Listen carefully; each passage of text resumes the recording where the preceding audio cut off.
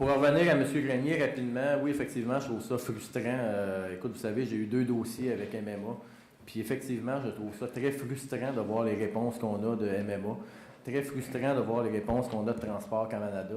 Mais malheureusement, c'est difficile d'embarquer dans ce dossier-là. Tant qu'MMA va, même Transport Canada, qu'est-ce qu'il nous expliquait, tant qu'MMA va avoir sa licence, ils n'ont aucune pogne. Les employés sont tous d'accord à faire les réparations, mais les pièces n'arrivent pas. Fait que oui, effectivement, je trouve ça frustrant, comme vous dites. J'ai eu 2 cas, puis on s'entend qu'MMA, pendant tout mon mandat, j'ai eu le 4e rang sud, que les lumières n'ont pas fonctionné pendant 2 mois. Ça a tout pris faire poser des stops. J'ai eu le 3e rang, que les lumières, les cloches sonnent régulièrement. J'appelle MMA 1 fois par semaine, parce que Mme Guillette m'appelle. Puis savez-vous, c'est quoi que j'ai, hein? On va faire les travaux, puis ça revient la semaine d'après. On dirait qu'on n'a pas de pogne sur une compagnie comme ça, mais je trouve ça frustrant, puis je trouve que ça va être intéressant à travailler pour les prochaines élections, ce dossier-là. J'aimerais revenir sur un dossier, parce que j'aime pas laisser les dossiers inachevés. Sur le dossier des boues. Vous vous souvenez, il y a 2 semaines, on m'a pitché des chiffres, puis on a sorti en disant que ça va coûter 42 000 de plus la façon AB7 de valoriser les boues. Puis j'avais pas eu les chiffres, j'avais pas été invité non plus au plénier. Je trouve ça triste de finir avec un dossier de marde, puis c'est pas... les mots sont simples. Hein. C'est un dossier de marde, on parle de marde. Écoute, j'ai eu des chiffres, puis j'ai commencé à les comparer avec ce que j'avais eu il y a 1 an. C'est pour ça que j'ai donné à tous les membres du conseil. Puis je comprends qu'ils n'ont pas voulu voter tantôt la résolution, parce que vous avez compris c'était quoi avoir des papiers à la dernière minute puis pas pouvoir voter dessus. Ça a pris 2 ans pour que vous compreniez, mais au moins on a compris ce bout-là. J'aurais aimé être fin, mais je vais vous avouer que c'est ce que j'ai vécu pendant 2 ans. Fait que je trouve ça agréable qu'ils vivent la même chose ce soir. Je vous donne les chiffres, M. Berthelot, je vous invite à les lire aussi parce que vous avez un petit point pour vous. J'en ai gardé pour tout le monde. En 2013, M. Fortin a passé des chiffres, les chiffres que vous avez reçus, prétend que ça coûtait 20 $ pour la valorisation et 77 $ pour le compostage. Bizarrement ou mystérieusement, j'ai un courriel ici qui a été envoyé à Benoît Fortin, Daniel Desroches, François Lapointe, puis à moi-même, pour me dire, il est important, ça a été dit en 2012, le 30 novembre 2012, quand on a octroyé le contrat de 2013. Il est important pour la compagnie d'obtenir rapidement la décision du Conseil afin d'aller, dès la semaine prochaine, de l'avant dans le recrutement des sites pour stocker les épandages. Les prix qu'on voulait s'assurer étaient de 26 $ la tonne et de 80 $ la tonne pour le compostage et de 26 $. Si on prend les chiffres que M. Fortin a fournis, 20 $, 77 $. Si on se fie aux chiffres que M. Desroches, que tout le monde a vu, toute la haute direction, 26 et 80. Quand même des écarts significatifs. Puis ça ne s'arrête pas là.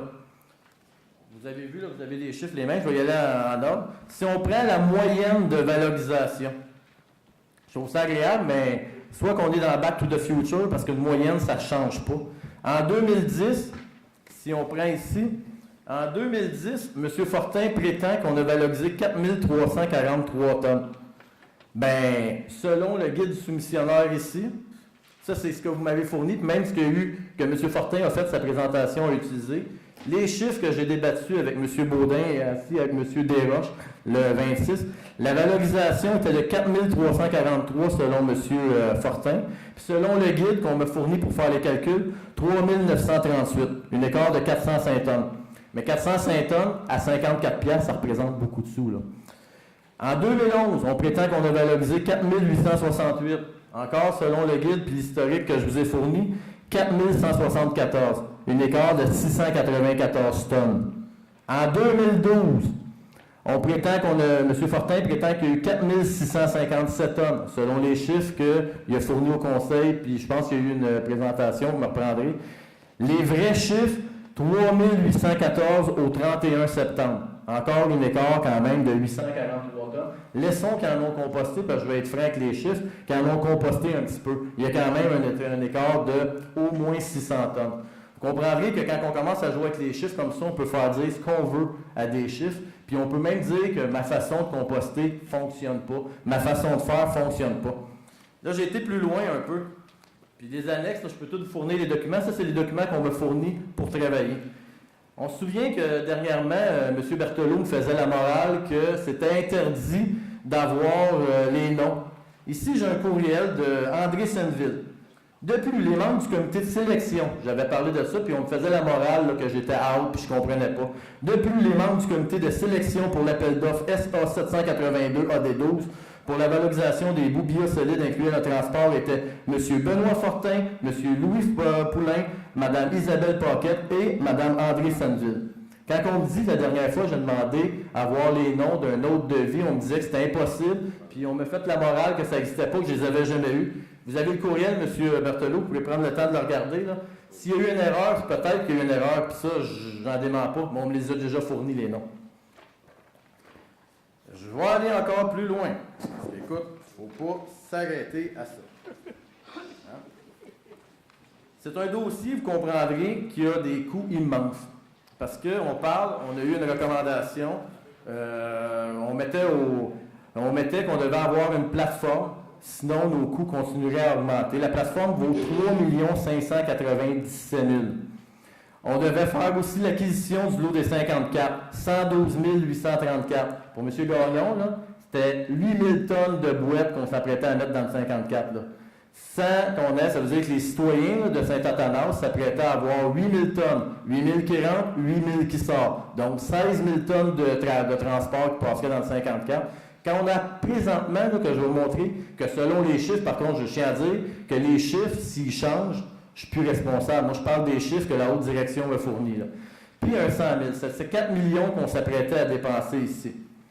Après que j'ai refait les calculs avec les chiffres, mais comme je vous dis, je ne peux plus me fier à rien, là, avec les chiffres que M. Desroches, M. Baudin et tout le monde me fournit, les économies pour le nouveau contrat, au lieu de prétendre, comme M. Fortin disait, des chiffres beaucoup plus bas, là, je vais juste prendre 2 petites secondes pour les reprendre, M. Fortin prétendait que ça coûterait beaucoup moins cher. Le vrai chiffre est 61,28 la tonne que ça revient présentement. Le devis qu'on nous a proposé pour 2014 était de 57 $. Donc, un écart quand même significatif qui représente 51 000 de 2013 à 2014. En 2015, je prends toujours la première phrase qui a été fournie, c'était 56 $ qu'on proposait au lieu de 61,28, un écart de 62 000 $. En 2016, au lieu de 61,28, puis je tiens à dire que là-dedans, j'ai comme enlevé des virgules. C'est l'inflation, j'en tiens pas compte. Puis la plateforme de 4 millions qu'on n'a pas besoin, j'en tiens pas compte non plus, parce que sinon, ça gonflerait encore plus les économies. Mais ça, maintenant, il faut s'arrêter. Là. 55 au lieu de 61,28. Le total des économies, ça représente 187 680, sans compter l'inflation, sans compter un coût pour la plateforme, que présentement, dans le nouveau devis, n'est pas utilisé. Donc, on n'a pas besoin de la plateforme, on ne l'a même pas mis à la disposition. Tu sais, quand on change un petit peu les règles, c'est important. Je n'irai pas plus loin. Pourquoi j'ai pris le temps d'en parler? Parce qu'on ne sait pas ce qui peut arriver dans une élection. Mais je ne voudrais pas que le dossier tombe dans l'oubli. Je propose aussi de nommer un enquêteur qui vient externe pour analyser le dossier. Il y a eu plusieurs irrégularités dans le dossier. Comme, si on peut nommer, les irrégularités, soit l'historique qui a changé, soit le système de pointage aussi, qu'on se souvient que lors du dernier système de pointage, le seul, dans les 4 noms, le seul qui avait fait qu'on n'avait pas pris une des firmes, c'était M. Benoît Fortin qui avait attribué la note de 65. Toutes les autres, les notes étaient plus hautes. Je ne veux pas rien prétendre que tout est correct. Il y a quelqu'un quelque part qui n'a pas donné bon chiffre, je veux savoir c'est qui. C'est peut-être pas M. Fortin, c'est peut-être pas c'est peut-être pas un des cadres, mais il y a quelqu'un qui n'a pas fourni les bons chiffres là-dedans, puis les chiffres ont changé, puis j'ai beaucoup de difficultés avec ça, à travailler avec des chiffres comme ça. Fait que face à ça, du fait que c'est quand même tous des gens qui sont quand même hauts, là-dedans, je propose qu'on nomme quelqu'un d'extérieur pour faire la lumière sur ce dossier-là, parce qu'il ne faut pas oublier que ce n'est pas un dossier juste de 180 quelques mille, mais bien de 4 millions d'une plateforme qu'on proposait, que tout porte à croire, avec les chiffres, qu'on a plus ou moins besoin. Je propose qu'on mette quelqu'un d'externe pour nous donner l'ajuste pour qu'on puisse avoir confiance en quelqu'un, parce que j'ai plus confiance à personne malheureusement là-dessus. Comme je vous dis, il y a un système de pointage qui a fait qu'on a disqualifié une firme qui, cette même firme-là, cette année, se qualifie, c'était pas qualifié il y a 1 an. Un seul des 4 avait donné une note qui passe pas, ça je ne veux pas nommer, puis je ne veux pas m'embarquer là-dedans, mais tous les papiers sont là.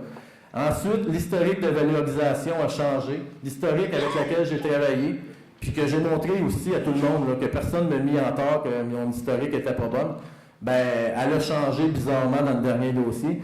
Puis les prix ont été modifiés à la hausse. Bon, peut-être que j'embarque là-dedans, mais les prix ont été modifiés à la hausse. Fait que vu les enjeux majeurs, soit une plateforme de 4 millions, des économies de 150 000 sur 3 ans, je propose qu'on trouve quelqu'un d'externe pour nous faire la lumière là-dessus, pour être certain que je ne veux même plus, après ça, rembarquer dans le dossier, je veux vraiment quelqu'un. prennent tous les éléments que j'ai, puis qui nous donnent vraiment la lumière, la vraie lumière. Fait que c'est tout pour ce dossier-là.